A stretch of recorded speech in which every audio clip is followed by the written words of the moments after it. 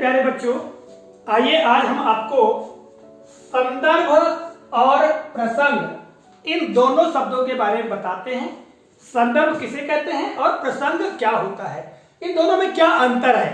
ठीक है, जैसा कि देखो हमने यहाँ लिखा है कि किसी कविता की पंक्तियों के लिए संदर्भ और प्रसंग कैसे लिखते हैं। आपने देखा होगा कि जब हम कोई कविता आपको पढ़ाते हैं, आपकी पाठ्य पुस्तक की कविता को, ठीक है, और जब उसका हम भावार्थ लिखाते हैं अर्थात अर्थ लिखाते हैं, तो अर्थ लिखाने से पहले हम क्या करते हैं, आपको संदर्भ लिखवाते हैं और प्रसंग लिखवाते हैं। तो भाई ये जब लिखवाते हैं हम आपको और बोलते हैं कि भैया आपको जब भी कोई कविता की पंक्तियों का अर्थ लिखना है, भावार्थ लिखना है, तो उसके पहले संदर्भ और प्रसंग लिखना चाहिए। तो आपको ज्ञात होना चाहिए, आपको पता होना चाहिए कि संदर्भ का मतलब क्या होता है, प्रसंग का मतलब क्या होता है। ठीक है, यस सर। अब देखो यहाँ पर हमने एक कविता है, आपकी पहली जो कविता है पाठ्य पुस्तक भाषा भारती जो आपकी है ना, यस सर। उसमें जो पहला पाठ है उसमें दी गई कविता की 4 पंक्तियां हमने यहाँ पर लिख के रखा है और इन्हीं पंक्तियों के को उदाहरण के रूप में हम बताएंगे कि इसका हम संदर्भ कैसे लिखेंगे और प्रसंग कैसे लिखेंगे। ठीक है, यस सर। तो सबसे पहले हम बात करते हैं शब्दों की। संदर्भ का क्या अर्थ है, किसे कहते हैं संदर्भ? जब हम किसी क्षेत्र की, ठीक है, बात करते हैं, ठीक है, या चर्चा करते हैं, तो वो किस बारे में है, किस क्षेत्र की है, कहां से ली गई है, ठीक है, वो सारे जो वर्णन है वो सारा वर्णन संदर्भ कहलाता है। अब देखो इसको कविता में समझो, जैसे कविता का हमको संदर्भ लिखना है, ठीक है, तो ये कविता कहां से हमने लिया है या कहां पर ये लिखी हुई है, जैसे कि आपकी भाषा भारती में लिखी हुई है। ठीक है, इसको लिखने वाले कौन है भाई, इसको इस कविता को कोई ना कोई ने लिखा ही लिखा है, तो उसको लिखने वाले कौन है, ये जो सारा वर्णन है उस सारे वर्णन को ही संदर्भ कहा जाता है। ठीक है, यानी कोई क्षेत्र विशेष की या कोई कविता है या कोई जानकारी है या कोई विवरण है मान लो, तो वो विवरण या जानकारी या वो कविता कहां पर लिखी हुई है, कहां पर दी गई है, ठीक है, और उसको लिखने वाला कौन है या वो किसके द्वारा लिखी गई है। ठीक है, ये सारी बातों में जब हम वर्णन करते हैं तो वो होता है संदर्भ, यानी उसके बारे में बताना कि वो कहां की है, कहां से ली गई है, कहां पर लिखी हुई है और उसको लिखने वाले कौन हैं। ये सारा जो वर्णन जब बताएंगे तो वो होगा संदर्भ। अभी हम उदाहरण के रूप में आपको बताएंगे। बात आती है प्रसंग की, तो प्रसंग का आशय ये होता है कि जो हम विवरण या जो कविता के बारे में पढ़ रहे हैं या लिख रहे हैं उस बारे में क्या कहा गया है, बहुत संक्षेप में बताना होता है कि भाई उसमें ये वाली बात छिपी हुई है, ये वाली बात कही गई है। ठीक है, जैसे ये कविता की पंक्ति है, अब इस कविता की 4 पंक्तियों में कौन सी बात कही गई है संक्षेप में जब हम लिखते हैं उसे कहते हैं प्रसंग, अर्थात किस बारे में दिया गया है वो प्रकरण, या जो प्रकरण या विषय वस्तु या कविता की पंक्तियां किस बारे में हैं, क्या बताती हैं, उसका संक्षेप में वर्णन करना ही क्या कहलाता है, प्रसंग कहलाता है। फिर आपको अंत में हम लिखवाते हैं भावार्थ। तो भावार्थ का मतलब क्या होता है, अर्थ, अर्थात जो दी गई कविता की पंक्तियां हैं इसमें पूरी बात कही नहीं जाती, बल्कि उसको कहा के लय और तुक के साथ में कोई कविता बोली जाती है, लिखी जाती है ना, तो उसका हमको सही अर्थ बताना होता है कि भाई इसमें क्या बात है। ठीक है, तो वो कहलाता है भावार्थ। ठीक, तो अभी हमने आपको शब्दों के बारे में बताया बेटा। अब चलिए आपको हम पूरा उदाहरण बताते हैं। जैसे कि ये कविता देख रहे हैं आप, कविता की लाइन है कि मुझे तोड़ लेना वनमाली, उस पथ पर तुम देना फेंक, मातृभूमि पर शीश चढ़ाने, जिस पथ जाए वीर अनेक। ये कविता की 4 पंक्तियां हैं। ठीक, अब इसका हमको पूरा विवरण लिखना है, इसका संदर्भ लिखना है, प्रसंग लिखना है और फिर भावार्थ लिखना है। तो सबसे पहले हम क्या लिखते हैं, संदर्भ। क्या लिखते हैं, संदर्भ। अब संदर्भ में हम क्या लिखेंगे कि ये जो कविता है ये कहां पर लिखी गई है, कहां पर दी गई है। ठीक है, इसके बारे में लिखेंगे। लिखेंगे, जैसे कि हम लिखेंगे प्रस्तुत, प्रस्तुत का मतलब दी गई, या हम लिख सकते हैं दी गई, प्रस्तुत या दी गई पंक्तियां हमारी पाठ्य पुस्तक भाषा भारती, भाषा भारती, आपकी भाषा भारती पाठ्य पुस्तक है कि नहीं? हिंदी की, उस पाठ्य पुस्तक में दी गई है ना। पाठ्य भाषा भारती के कौन से पाठ में दी गई है? पाठ एक के पाठ एक। अब पाठ एक का नाम क्या है? पुष्प की अभिलाषा।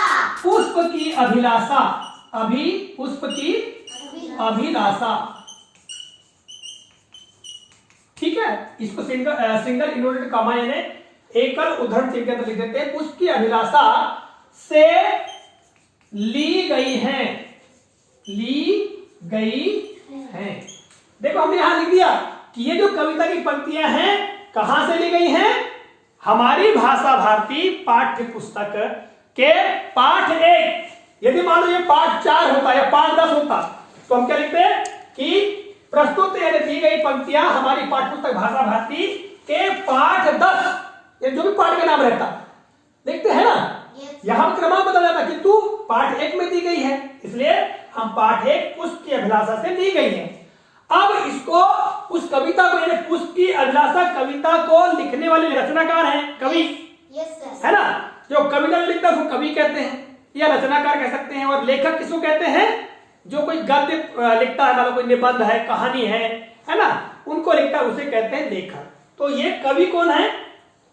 माखनलाल चतुर्वेदी। हाँ, तो हम लिख सकते हैं कि इस कविता के कवि या इसी को हम रचनाकार भी लिख सकते हैं, रचनाकार कोष्टक के अंदर लिख दिया हमने। रचनाकार माखनलाल चतुर्वेदी हैं। तो ये बेटा अब हमने पूरा विवरण दे दिया कि ये जो पंक्तियां हैं वो कहां से आई हैं, उनको लिखने वाले कौन हैं। ये सारी बात बताना ही संदर्भ कहलाता है। कोई भी पाठ हो, किसी भी पाठ में से कोई कविता दी गई है, उस कविता का आपको संदर्भ लिखना है तो यही लिखना पड़ेगा कि आपकी भाषा भारती पाठ पुस्तक के पाठ, जो भी पाठ दिया उस पाठ और उसके पाठ का नाम से ली गई है, और इसके कवि कौन है, जो भी कवि है उस कवि का नाम लिख देना है। इतना विवरण कहलाता है संदर्भ। फिर बात आती है प्रसंग की, कि प्रसंग क्या होगा। अब ये जो कविता दी गई है, इस कविता को हम पढ़ते हैं तो हम ये निचोड़ निकालते हैं कि इसमें कौन सी बात दी गई है। जैसे कि मुझे तोड़ लेना वनमाली, उस पथ पर तुम देना फेंक, मातृभूमि पर शीश चढ़ाने जिस पर जाए वीर अने।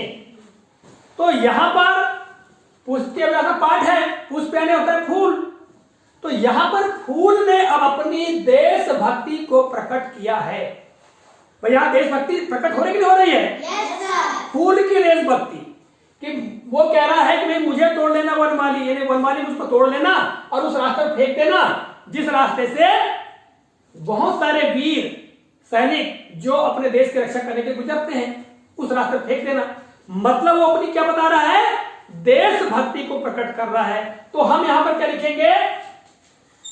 प्रस्तुत पंक्तियों में फूल अपनी